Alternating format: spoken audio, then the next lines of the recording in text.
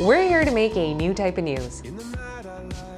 New insight, new style, and new topics every day. We are News Generation.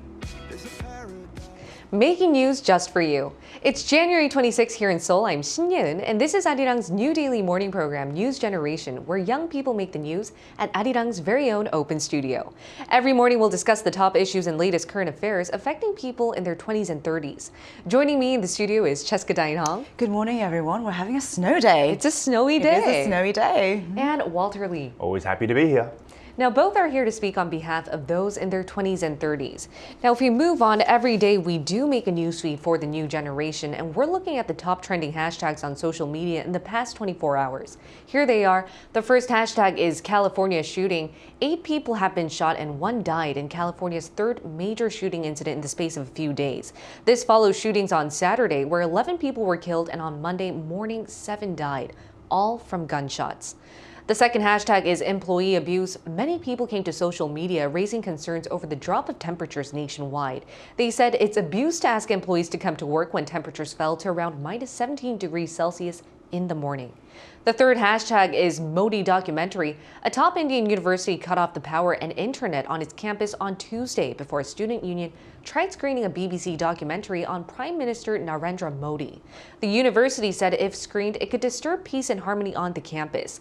The documentary covers how Modi was the chief minister when at least 2,000 Muslims were killed in riots in the state of Gujarat.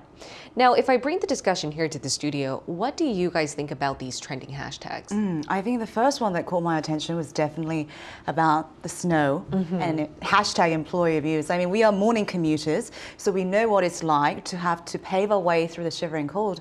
But yeah, and you and I saw this morning, there were some accidents on the road and cars being frozen and not being able to start. So my feelings really go out to everyone trying to make and how to start their day. And I hope everyone has a safe travel all throughout. Right. But I want to talk about the first hashtag about gun violence. So that one affects me quite deeply because I still have families in the States. I go to Cali very often, and this is the third major shooting in 3 days. And my deepest condolences, and I really hope that there are some actions being taken against gun violence. It's very serious. Definitely, it's a serious issue that needs to be solved as soon as possible. What about you, Walter? Well, unfortunately, this is the second unfortunate news of Gujarat that I've reported over the last 2 weeks, and this one was back in 2002 with the worst outbreaks of religious violence in the nation in India. 59 people were killed.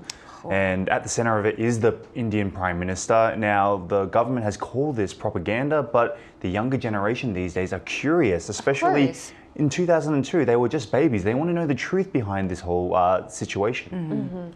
All right, it's definitely infringement of freedom of expression, if you may ask. Now, moving on, NewsGen discusses different topics each day, and here's what we have for you today.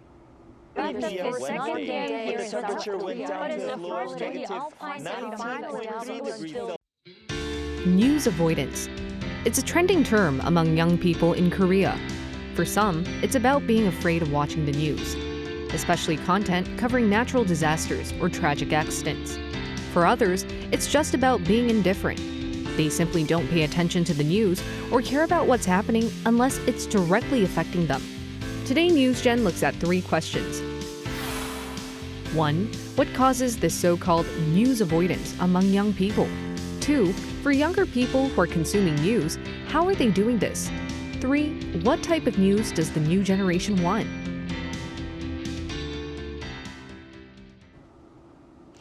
All right, as we just saw today, we'll talk about why the younger generation avoid watching the news. And given that I'm a journalist and we are a news program, I'd obviously rather if more people watch the news. And hopefully we will be able to find out what viewers want and how we can increase news consumption. And that's why my first question to both of you is, did you watch today's news?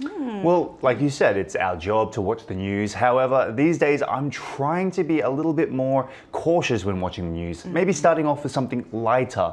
So this morning, for instance, I watched my favorite sports team win a competition, so I was very happy with that. But these days, I'm trying to baby step my way into the serious news rather than starting straight off with that. So you're kind of warming up from softer news to the harder, sadder news, yes. Baby steps. What about you, Cheska? So for me, as a very proud and happy co-host of Arirang News, Walter, did you hear that? I did indeed. I do absolutely watch the news. But on top of that, I'm a podcast lover, so I watch a lot of BBC podcasts. But what I do in particular is I would scroll through the news titles, like headlines, and if there's something that catches my attention, so for instance, the gun violence one definitely is something that affects me deeply, I research and then dig deeper. So I select also, but I go a lot deeper on certain You issues. select, yet you investigate Yes, deeper. yes, exactly. I see. But there's actually a lot of people like Walter in our generation that tend to avoid or prefer to watch lighter and softer news rather than the hard, serious topics. And are there any stats that just show how much those in their 20s and 30s do this, or what types of news they consume? Yeah, absolutely. So to make Walter feel better, Walter, you're definitely not alone here. That's good. That's good. And if we take a good look at the screen, we'll be able to see some stats that show this. So on this stat, we see that the 35-year-old, under 35, which is millennials plus Gen Z, are twice as more likely to be indifferent to news than over 35. So respectively, that's 21% versus 10%, which is much higher than the overall average, which is 13%. And then you might be asking, so why are people so indifferent to news? And if you take a look at this graph, you can see that here are the top 5 reasons for why the indifferences sort of happen. So almost half of the people said news is unreliable and or biased, followed by viewers being exhausted from politics and COVID-19. And Walter, if you look through the third through fifth, actually, people avoid it for reasons very similar to yours, because it affects them negatively and it exhausts them to a certain extent. And the fifth reason I can definitely relate, because we have these dinner tables and family have this unwanted argument about this one very particular political or social topic, right? So those were the reasons why people can be indifferent, yeah. I see. And while I was looking at those graphs, a question popped in my head, and that's, are there any global standards that we can look into? Is this the only case in Korea, or how's it like abroad? That was a very interesting question. So I actually did look at a stat that sort of compared it with a global standard. So actually the rankings were different. So while Korea's first reason was about credibility, in global standard, it was actually about politics and COVID. I see. And the credibility was about third in terms of total ranking. So we can see the reasons and the priorities that differ, but it seems that generally people are exhausted. Definitely. And credibility is definitely a big task that all newsrooms, not only in Korea, but around the world, must be tackling, because at the end of the day, the essence of news is whether it's credible or not. Right. And Walter, I think you could relate to what Cheska just said, how the younger generation tend to filter out specific news. Right. And what are some topics or items you tend to avoid? Well, as I said before, I do work in media, so I would say, for me, I wouldn't avoid them, but at least moderate them or consume them in certain, portions rather than all at once. So I do find my day harder to deal with if I deal with that really heavy topic first. But sometimes it's unavoidable, especially being a morning show as well. We have to consume it first thing in the morning. But as a father as well, as going to be a father as well to a daughter, things such as sexual violence make me furious, make me angry. And as women, obviously, it must make you extremely angry. It truly infuriates me. Exactly. So I don't want to consume that sort of media straight away in the morning. It just ruins the rest of my day. It kind of affects you and changes your mood throughout the day, basically. That's correct. That's correct. So it kind of reminds me of this moral panic concept, where the media, certain media, not all media, definitely not this show, a certain media maybe gives a stereotype or a bad negative perception of a certain group, and therefore creates certain panic within the audience. And to be honest with you though, the main thing about this concept is that it's actually a lot worse than what the media, it's not as bad, as what the media is painting it out to be. So is it kind of like yellow journalism, where people sort of do sensational, news to steer people's emotions rather than verified facts? And Quite similar in a way, yeah. So where many people try to, maybe watch these sad or terrible news to sympathize with them, for me personally, I try and get what I need to know in the morning or at least in the afternoon, and then make my assumptions from there. Gotcha. And actually, Walter, I actually do feel what you feel as well. And actually, that brings me to a question, if I may, Ian. You are a professional anchor, and your job is to deliver news regardless of the sensitivity.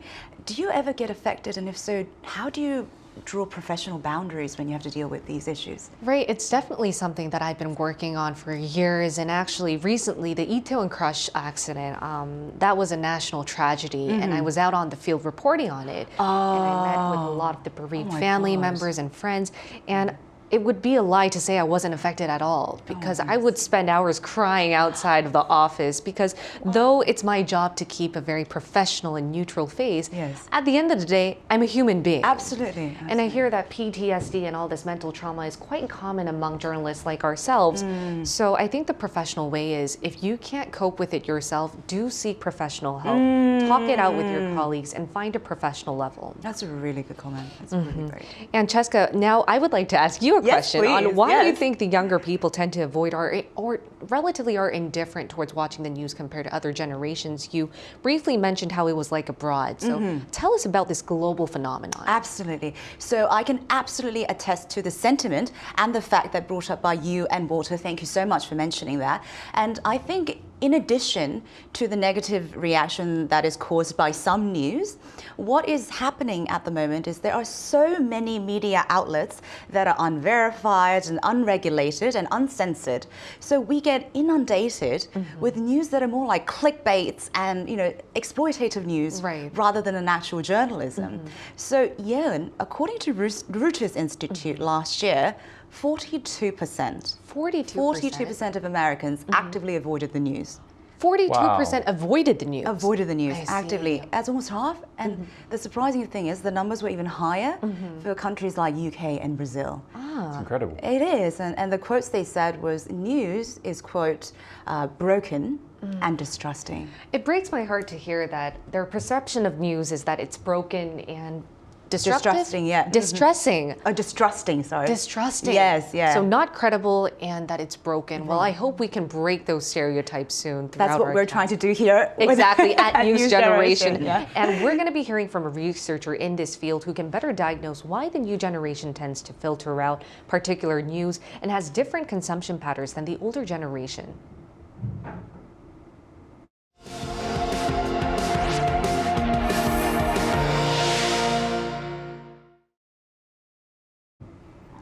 Now, we'll find out how and why the younger generation's news consumption patterns have changed. Joining us in the studio is the founder of a research agency called Craft. He's Conrad Koyao. Hello, Conrad. Hello. Nice to see you. Hello. Nice to have you with us, Conrad. Now, based on your research, do you think that the younger generation is the so-called news avoidant? It's difficult to make widespread generalizations around, obviously, a large group of people, but as your statistics that you just showed attest to, and our research in the Reuters News Institute their research also shows there are higher levels of what we call selective news avoidance, and I think that selective is a very important qualifier, because it's easy to say, "Oh, young people avoid all news." It's not strictly true. Some young people are incredibly into the news and will behave just the same as older people who are not into the news. But there is definitely something going on around selective news avoidance with younger people, and partly that's about their time in life. Partly that's also about their use of technology and the world that they've grown up in and how they consume content generally. And partly I think that's also about a greater awareness of self-care and looking after their own mental health in a way that perhaps the conversations weren't so open for older generations. And so awareness of those things is lower amongst older generations. I agree, and I think the keywords that you just pointed out that were selective, basically for self-care and our mental health, I think those are really great points that you made. And I would like to ask our panels to also ask Conrad a few questions. Absolutely. So Conrad, from the discussion we had in the studio here today, it seems, and you correctly mentioned, we have a very selective avoidance or screening of news, and it seems to be a global phenomenon. If this were to continue or worsen, what do you think are some potential consequences? We're getting into the crystal ball territory, so I'll give you my interpretation of You have one, right? We want you to tell us. If I did, my research would be unnecessary. Well, I think there are a number of things. Clearly, for those of us who are interested in news, we understand and value it as underpinning democracy for a start, and a lively public discourse, and so. Not being involved, not being engaged with the topics of the day, or not being fully informed of the topic of the day is potentially a worrying trend for how we talk to each other as a society, how we work through our differences, and how we can come to constructive solutions towards some of the issues of the day. So I think that's one of the main issues, and I think you have to look at the kind of lack of trust in news in a wider lack of trust in potentially in politics, in authority in general, and these are quite fundamental things, and that sort of talk to our cohesiveness as a society, and you can start to link some of these issues around news avoidance, as you guys were talking about, to a lack of trust in all information, and a general lack of understanding of how to navigate this immense flood of information that we all have at our fingertips these days. Exactly. Right, and you also mentioned lack of trust, right? So what are the new generation wanting to hear from the media? I mean, what do they want to consume? And do you think that media companies these days are responding accordingly? That's a very good question. In our research, we made a distinction between what we called the news and news, and just to explain a little bit about what we meant by that is that the news can be quite narrowly defined in terms of it being politics, current affairs, finance, economics, those sorts of issues that we might see traditionally on the front page of a newspaper, or that the serious news bulletins might lead with on TV. Now, some young people are interested in that, and it would be wrong to say that they're not. But the sense that we got, and then our research showed that actually young people have got a wider conception of what news might be, and so we called that broad news. And you yourself, Walter, have proven my point by starting the day with some sports news, right? So it could be anything: the release of a new game, the release of a new technology, some celebrity news, right? All this kind of stuff that does fit into a newspaper or a TV program, but usually as an aside. This can form quite a large part of young people's news diet, so they might not be avoiding all kind of information about new things that are happening in the world. They might just be avoiding certain topics and certain areas of information that they don't particularly want to hear about, aren't interested in, aren't relevant to them yet in life, right? If, for example, if you don't have a lot of savings or a mortgage, is the financial news of that much interest to you? Potentially not. Sorry, your second question was, are news providers meeting these sort of slightly different desires, and again, the answer to the question is it varies. Some are doing a great job of responding to the different ways that young people consume news in terms of adopting new formats, new tones, new programs, such as your own, for example. Thank you. And I think some providers are potentially struggling with that, not least because potentially newsrooms platforms and editors, etc., may not necessarily feel comfortable in this new world where young people don't necessarily pick up a newspaper or even tune into broadcast TV. So as ever, it's a case of evolution, and it's also a case of news providers not necessarily doing, forgetting all the things that they do well, but it's about evolving and taking some of those things and potentially adapting them for new platforms and for new audiences. I see. Thank you so much for that insight, Conrad. I really took it to heart that news has been evolving. It's not that the younger generation don't watch the news. It's just that the concept of news has definitely changed. Correct. All right. Thank you so much, Conrad. Thank you so much. That was a Conrad. great discussion. Thank you. All right. And we'll see you later. My pleasure. Bye. Now, if we bring the discussion back here in the studio, which of Conrad's points really stand out to you? Actually, there were so many. Exactly. I was so immersed during this entire Skype interview because everything he said, I mean, not only did it make sense, and it also broadened my thoughts as well. But one thing that he mentioned pertaining to the question that I posed, what are the potential consequences? He actually said that it might affect the cohesiveness of our community as well as the sort of spectrum of our thought. Right. So being able to sort of digest and understand different news does sort of broaden the way that we think, and I'm just trying to find a balance between how do we not get affected emotionally, but at the same time still be able to take in the information so that we have a way of thinking that is broader, I would say. Yeah. That's definitely an assignment that I would be working on as well. What about you, Walter? Well, just to actually tail end of what Cheska said as well, he also mentioned mental health. People are choosing not to consume certain types of media to, improve their mental health. Yes. Like he mentioned, the financial situation. If you're in a financial burden, why do you really want to watch what's happening in the world when it comes to finance? Right. So many people are now avoiding that sort of thing, and I completely agree and understand with what he said.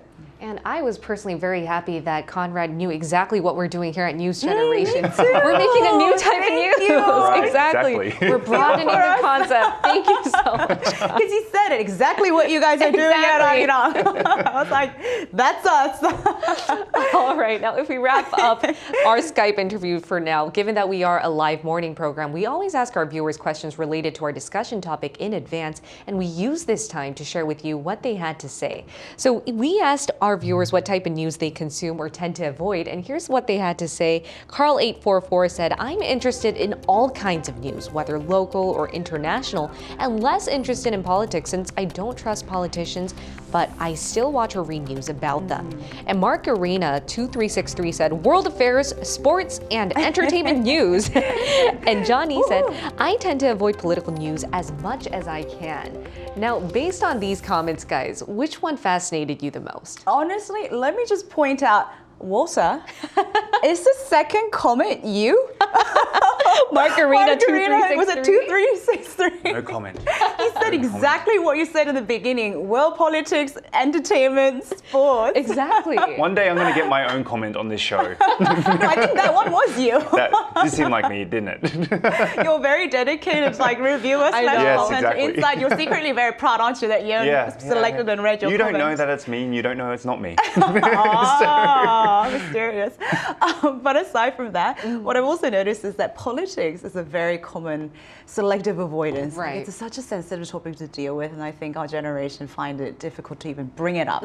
Yeah, so, but good job on the comment, by the way. You're welcome. You're welcome. Anytime you need a comment from me or Mark, I'll be right there. Now you need to change the ID because now we know Exactly, now publicly we that all that know. was Okay, yours. it's okay. I've got plenty of them. Now, though I know you left a comment, is there any other comment you would like to give? No, also, again, the political thing, just for me as well, I try to avoid a lot of political topics as well because it can become a sensitive topic, especially in the household. If you may love each other as a family, but you might have different political views and therefore it can create certain conflicts within the household. Trust me, I had dinner tables that I really wanted to run away from. Really? I'm sure you- Because of how we consume the news, especially on politics, right? Absolutely. All right, now we'll wrap up for now. Every day we upload questions related to our discussion topic for our viewers to answer. And if you want to participate, please search Arirang News on YouTube and look into our community tab. The link is right below. Now, we've already come to the very last part of our discussion for today. So sad. I know. But I would like to ask you, Cheska, one last question. In your opinion, how do you think we can make accessing news more safer, and better for our generation? I'm so sad to wrap this up, but I would like to say that it's always a two-part dance, right? There's the audience and the supplier, and the audience and the supplier, vice versa. Right. So I guess when we are the audience, as a responsible and empowered people, we should exercise media literacy, which means to screen, filter, and evaluate the news, because there is so much news but also noise. Right. So we should be able to tell them apart. And I think I can speak for all of us here at News Generation that news does have positive influence on our thoughts and call for action. So for me, when I hear inspiring stories, I'm fueled with passion to act and reform communities, and as Conrad said, cohesiveness for action, right? So I really hope that we exercise this responsibility and positive influence, which is exactly what we try to do at News Generation every day. Right, that's what we're doing. And that's why we talked about today how the younger people might be afraid to watch some news and they're trying to be very selective. But it turns out that the concept of news has evolved and changed. Now, hopefully we were able to bring a few solutions to the table, and I would like to wrap up today's program here. We'll be here every day from 9:30 a.m. to 10 a.m. Korea time, bringing you the topics that young people are talking about. Joining me in the studio was Cheska Dain-ha Always a pleasure. Thank you so much. and Walter Lee. Lovely to always be here. All right, and we'll see you all tomorrow. We are News Generation. Woo!